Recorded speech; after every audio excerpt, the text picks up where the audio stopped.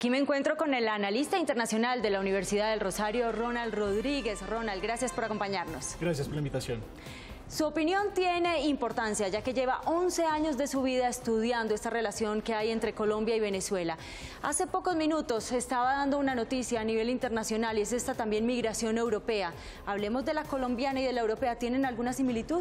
Sin lugar a duda hay relaciones. Los colombianos solemos olvidar que una de las raíces de nuestra nacionalidad son precisamente los sirio-libaneses, que en Colombia conocemos como turcos. Incluso el presidente Julio César Turbay Ayala, Shakira, tienen raíces sirio-libanesas. Cuando vemos la tragedia que pasa en Siria, estamos hablando de una tragedia que también toca colateralmente a Colombia.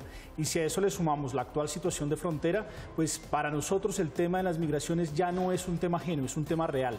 Hablemos entonces de este tema real y de cuál es esa frontera que idealiza el presidente de Venezuela, Nicolás Maduro. ¿Qué pretende él hacer en la frontera?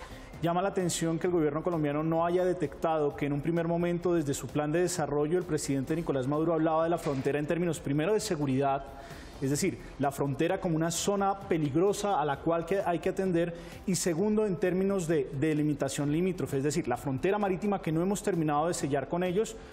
Esos dos temas han salido a flote en los últimos 6 meses. Entonces ellos hablan de una nueva frontera y todo parece indicar que están dispuestos a mantener la actual frontera cerrada en los puntos o incluso ampliar más allá de los puntos que están cerrados en este momento y tener la frontera como un elemento de seguridad que justifique lo que está sucediendo al interior de su país. ¿Qué tiene que ver el tema de seguridad interna? Venezuela en los últimos años, digamos que el problema más fuerte que ha sufrido es el problema de la inseguridad. Hoy incluso en Caracas las personas se encierran en sus casas antes de las 8 de la noche para evitar esa inseguridad. Pero para ellos es más fácil decir que esa inseguridad es producto del paramilitarismo colombiano que realmente reconocer que durante 16 años alimentaron o dieron una lógica para que la gente se armara, supuestamente para defender la revolución, y ahora muchos de estos personajes armados son delincuentes, al punto que hoy en Venezuela prácticas como el secuestro express, la extorsión, el robo, son una práctica común para una sociedad que no estaba acostumbrada a eso. Hablemos de la diplomacia, de cómo se está llevando a cabo y cuál es la metodología usada, porque entre las cancilleres no se han podido poner de acuerdo, pero a nivel de presidentes, entre Nicolás Maduro y Juan Manuel Santos, pues las relaciones a través de los micrófonos, de mensajes en Twitter, de que sí están dispuestos a verse frente a frente. Lamentablemente la relación se deterioró incluso desde los tiempos de Uribe y Chávez, cuando se perdió toda la institucionalidad, es decir, los caminos normales de diálogo entre dos países se perdieron. Nuestro embajador es un convidado de piedra en territorio venezolano y la relación se maneja directamente entre cancilleres y presidente. ¿Cuál es el problema de esto? Que cuando se presentan todas estas dinámicas no se pueden enviar las alertas tempranas necesarias y en este momento solo hasta que los presidentes se sienten a hablar podremos encontrar una solución a la forma como Venezuela está abordando la situación de frontera. Expliquémosle a nuestros televidentes con plastilina cómo se maneja esa economía en la frontera. ¿Por qué los colombianos prefieren comprar en Venezuela?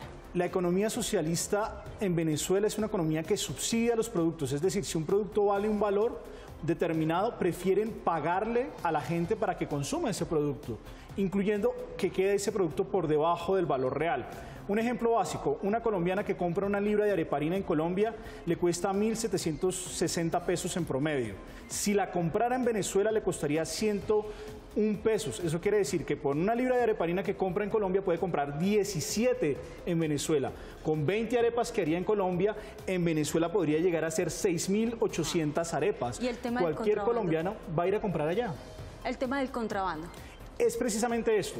Como hay esta disparidad de precios, como en Venezuela se subsidian los productos, incluso se venden productos a precio de pérdida, pues muchas mafias se han dado cuenta que hay un negocio que es muchísimo más rentable que el narcotráfico. El narcotráfico deja ganancias, pero el contrabando es muchísimo más rentable. Si a eso le sumamos combustible y productos alimenticios, pues traer un camión de combustible venezolano incluso a Bogotá se vuelve el negocio más rentable que puede dar todo el continente. Eso hace que grupos ilegales se apropien de ese negocio. ¿Qué tanto le pueden ayudar a Colombia a instancias internacionales y de justicia? ¿Y qué tanto debería estar Venezuela ante nuestra denuncia ante organismos internacionales ser garante de un proceso de paz? Realmente el tema internacional es un tema donde uno puede ir a desahogarse, contar lo que está sucediendo, pero la decisión final depende de los dos gobiernos. Es decir, UNASUR y la OEA son foros donde se expresa la posición de Colombia, donde se muestra lo que está sucediendo, se visibiliza el problema, pero no es una instancia decisoria. La instancia decisoria realmente es la relación bilateral. De hecho, cuando uno escucha a los embajadores, todos dijeron, queremos que se solucione de forma bilateral.